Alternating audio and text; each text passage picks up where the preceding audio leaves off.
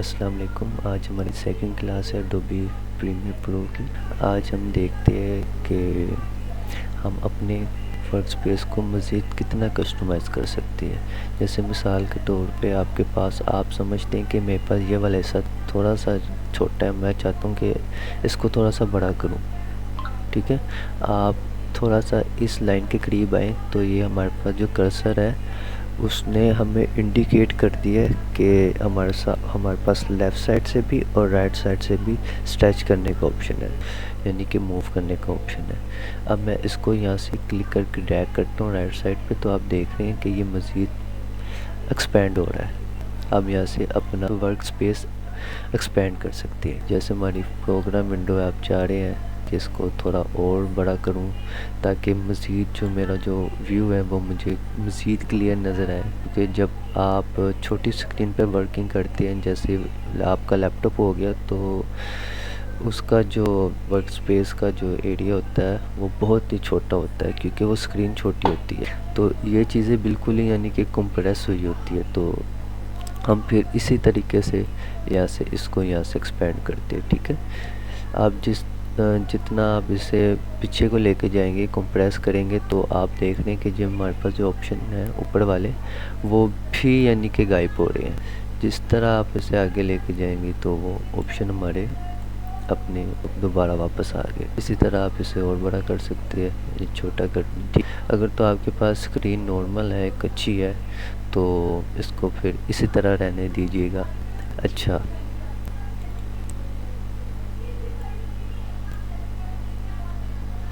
अब ये 3 वीडियोस मैंने इंपोर्ट किए यहाँ से।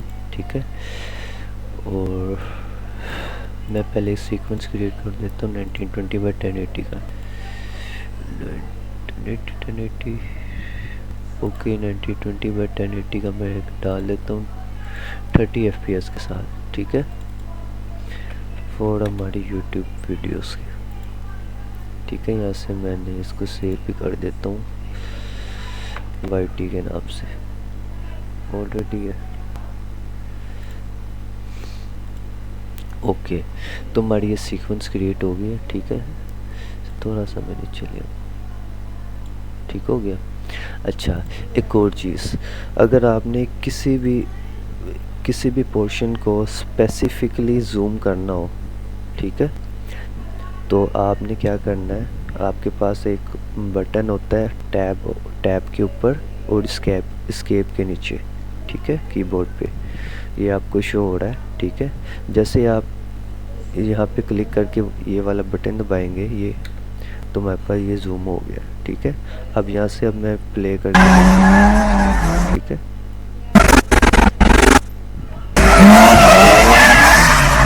इस तरह। ऐसे आपने अपनी फाइनल विंडो में भी लेके आने से बटन क्लिक करें तो ये प्ले हो जाएगा। क्योंकि अभी यहाँ पे हमने कोई वीडियो नहीं डाली हुई, तो इस वजह से कुछ प्ले नहीं हो रहा है। मैं आपको डाल के दिखा देता हूँ। ठीक है, कि 16 सेटिंग, अब मैं प्ले करता हूँ। इसकी डायमेंशन हम अभी सेट कर देंगे कि किस तरह करनी है। ठीक हो गया।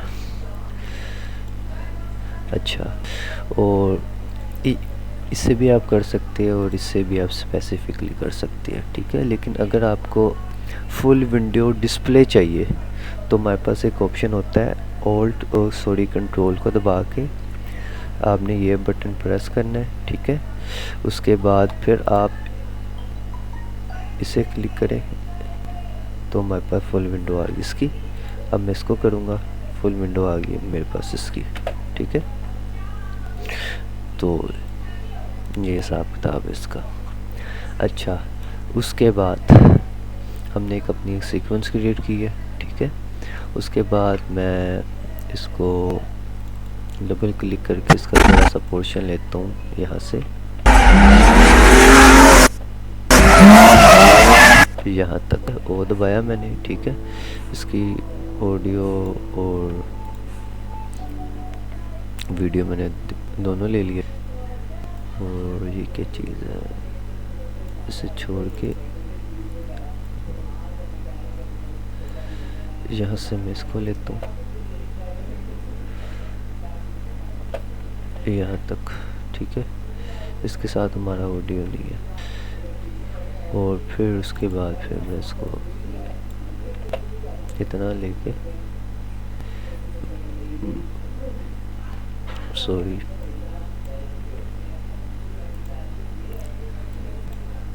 और एक और चीज़, अगर तो आपने जूम करना चाहते हैं, अब जैसे देखिए ये बहुत छोटी छोटी है, ठीक है। अब मैं यहाँ से इसको अपने इस स्लाइडर को मूव करूँ, ठीक है, तो हमारे पास ये जूम हो रहा है। आप अपने कर्सर से भी, अपने स्क्रॉल व्हील से भी आप इसे मूव कर सकते हैं। एक ये तरीका मूव करने का, एक ये तरीका मूव करने का। जूम इन जूम आउट इस तरह होगा। और इससे भी अगर आप जूम करना चाहें, वैसे ज़रूरत नहीं पड़ती, आपको इस तरह पता चल जाता है कि आपका फाइल जो है, ठीक है, इधर नाम लिखा है उसके नीचे वो फिर उसका थंबनेल भी एक तरह का आ जाता है। ऑडियो को भी आप कर सकते हैं, ठीक है।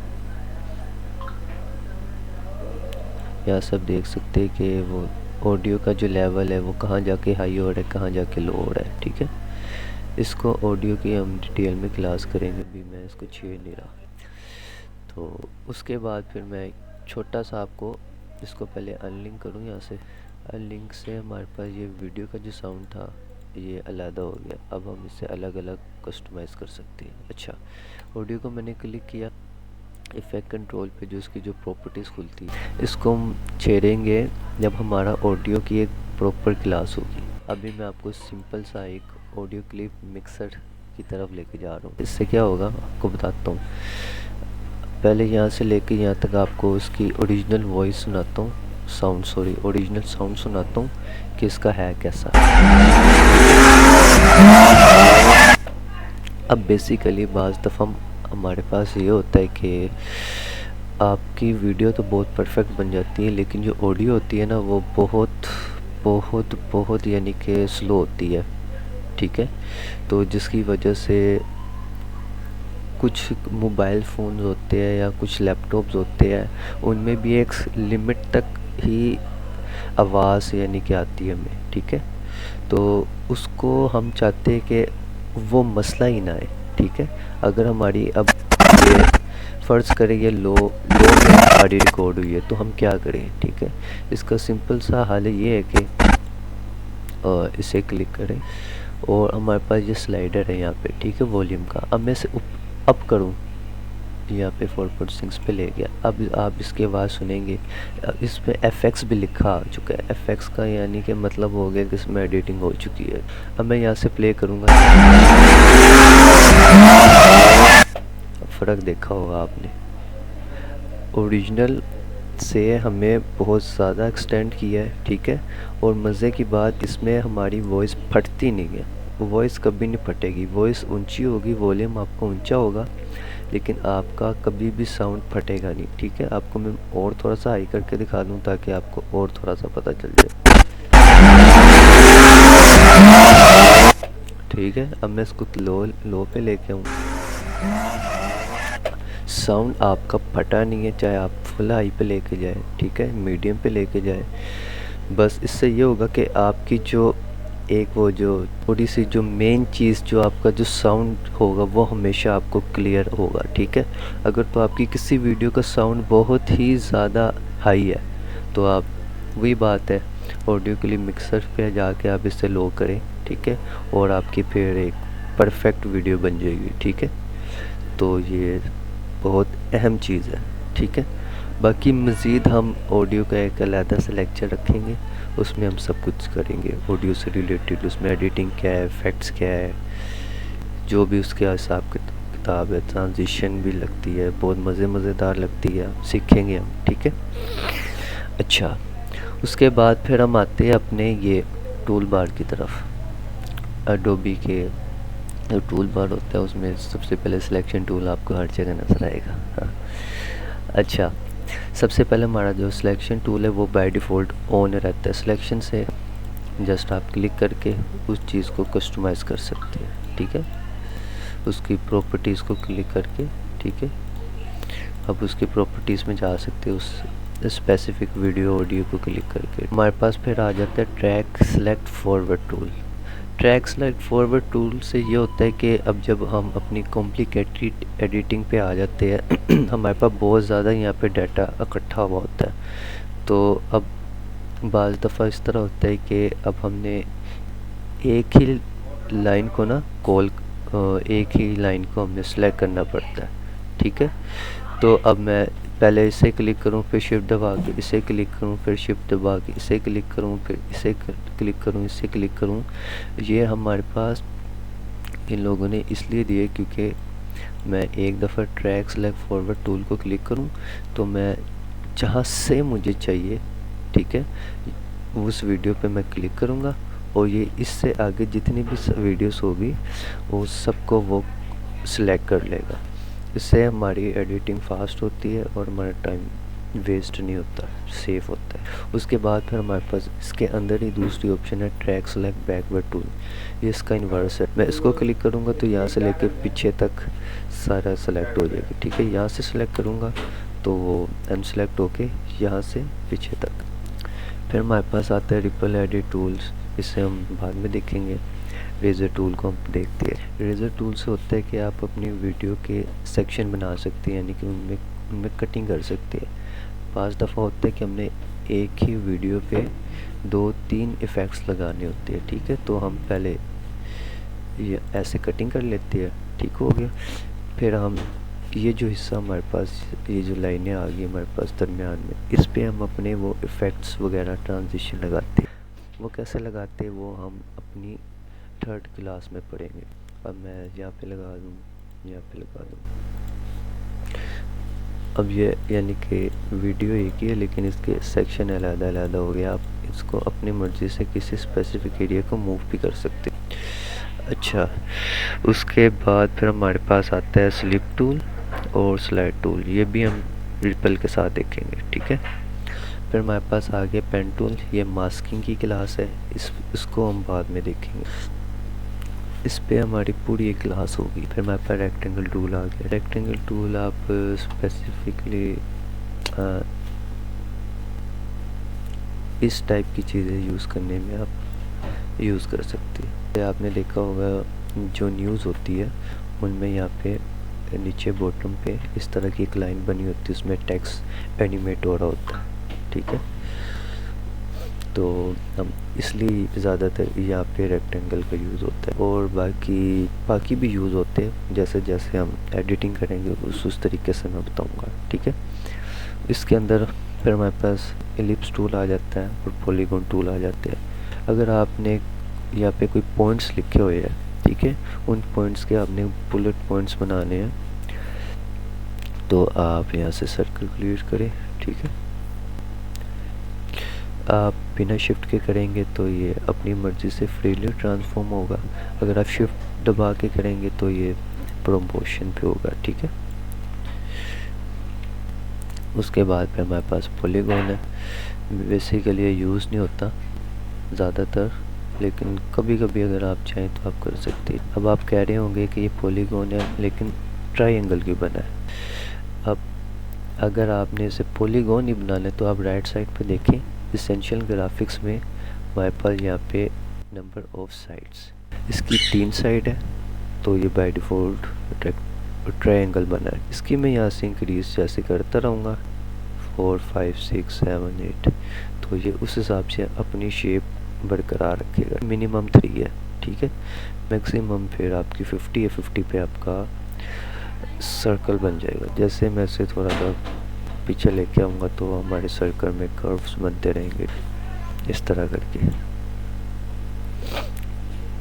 जब इसका भी यूज़ होगा इसका भी हम करेंगे। यहाँ से मैं अच्छा, दूसरी चीज़ ये, जब आप कोई भी चीज़ अपने उस स्लाइडर के साथ जिस स्पेसिफिक पॉइंट पे आपका ये स्लाइडर होता है वहाँ पे जो आप चीज़ क्रिएट करते हो उसी स्लाइडर के आगे ये ग्राफिक का ऑप्शन आ जाता है, ठीक है।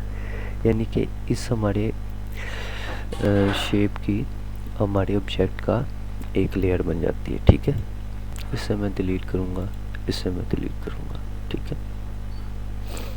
तो जो भी एडिटिंग होगी वो फिर उस ग्राफिक के पोर्शन में एडिट करके फिर इफेक्ट कंट्रोल पे आएंगे तो उसकी सारी प्रॉपर्टीज़ खुलेंगी। ठीक है, थोड़ा सा बता भी देता हूँ। जैसे मैंने ये रेक्टेंगल बनाया, ठीक है। अब इफेक्ट कंट्रोल ग्राफिक में मैं आया, ठीक है। तो हमारे पास शेप का हमारे पास ये एक एरो दिया हुआ राइट साइड पे, जो हमें इंडिकेट कर रहा है कि इसके अंदर फर्दर प्रॉपर्टीज़ है। यहाँ पे मैंने किया तो ये हमें बता रहा है कि इसका कलर आप अपने हिसाब से चेंज कर सकते हैं। और दूसरा फिर यहाँ पे आई ड्रॉपर भी है। अगर आप चाह रहे हैं कि मुझे इस कलर नहीं पता चल रहा, लेकिन मुझे एक स्पेसिफिक चीज़ मेरे यहाँ पे मौजूद है, मुझे उसका कलर चाहिए, फ़र्ज़ करें मुझे ये कलर चाहिए, तो मैंने यहाँ पे क्लिक किया, आई ड्रॉपर मेरे पास इनेबल हो गया। अब देखिए मैं जहाँ पे अपना कर्सर मूव कर रहा हूँ तो ये वाला जो हमारे पास जो हमारा रेक्टेंगल है वो उस चीज़ को फ़ौरन पिक कर रहा है। यहाँ पे मैंने क्लिक किया, क्लिक करने के बाद ओके कर दिया तो ये वही चीज़ हमारा बन गई। फिर हमारे पास होता है स्ट्रोक यानी कि हमारे ऑब्जेक्ट के बॉर्डर्स। अगर तो आपको चाहिए तो आप इनेबल कर सकते हो और इसका स्ट्रोक का साइज आप बढ़ा सकते, नहीं चाहिए तो अनचेक कर दो। बाकी इसके साथ भी आई ड्रॉपर है, तो बॉर्डर का आपने कोई स्पेसिफिक कलर लेना है तो फिर आप उस हिसाब से यहाँ से चेक करके फिर आप आई ड्रॉपर के थ्रू लगा सकते हो। बाकी शेडो देना दे दो, वैसे यूज़ नहीं होता, ठीक है।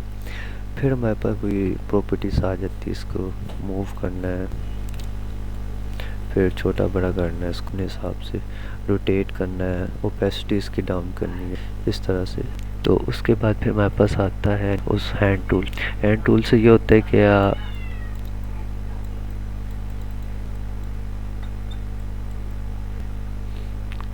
आपका जो माउस है ये आपके स्लाइड्स को पैन कर रहा है, आप इस तरह देख सकते हो, ठीक है। अगर मैं सिलेक्शन टूल से करूँ तो इस तरह नहीं होगा, ठीक है। वैसे इसका यूज़ तो है नहीं, वैसे हमें पड़ता नहीं इतना, लेकिन जब होगा तो मैं आपको बता दूंगा। वैसे हम अपने कर्सर स्क्रॉल व्हील से ही हम अपना काम चला लेते हैं। फिर हमारे पास आ गया जूम टूल। अगर आपने अपनी कोई स्पेसिफिक वीडियो को जूम करना है, उस पर एडिटिंग करनी है डिटेल में, तो आप उसे जूम कर सकते हैं।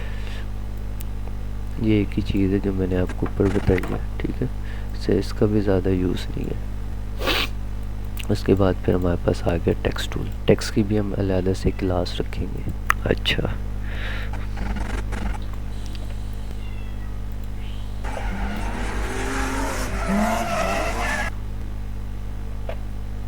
अच्छा, दूसरा आप देख लें कि जो हमारी 1920 और 1080 पे है, इसमें ये फिट नहीं आ रहा, ठीक है, क्योंकि ये जो डायमेंशन है ये वीडियो थोड़ी छोटी है। अब मैंने इसको अपने इस प्रोजेक्ट विंडो पे अपने इसमें फिट लाना है, तो मैं क्या करूँगा, इसको मैंने क्लिक किया, यहाँ से जस्ट मैंने स्केल अप किया, इसको इतना ले आया, ठीक है। बाकी अब मैंने वो इससे डिवाइड कर दिए थे तो ये अलग अलग वीडियोस हो गई थी, तो इस वजह से इनको मुझे मैन्युअली करना पड़ेगा। उसका मैंने 151 रखा है, इससे क्लिक करके भी इसको 151 कर दो, इसको भी 151 कर दो, ठीक है।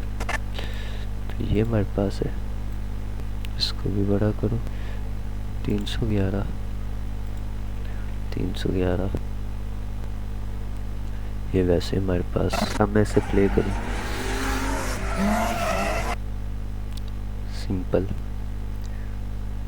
Simple editing. अब आपने अपने प्रोजेक्ट को सेव करना है तो कंट्रोल एस कर दो, या फिर आप फाइल में आए, सेव करें, ठीक है। तो ये सेव हो जाएगा, जहाँ पे आपने पार्ट रखा है तो ये वहाँ पे सेव हो जाएगा। आज की वीडियो इतनी, फिर इंशाल्लाह हम सीखेंगे कि ट्रांजिशंस कैसे लगाते हैं। बस हमारी 2-3 क्लास से थोड़ी थ्योरी बेस होगी, फिर हम एडवांस एडिटिंग पे आएंगे, ठीक है।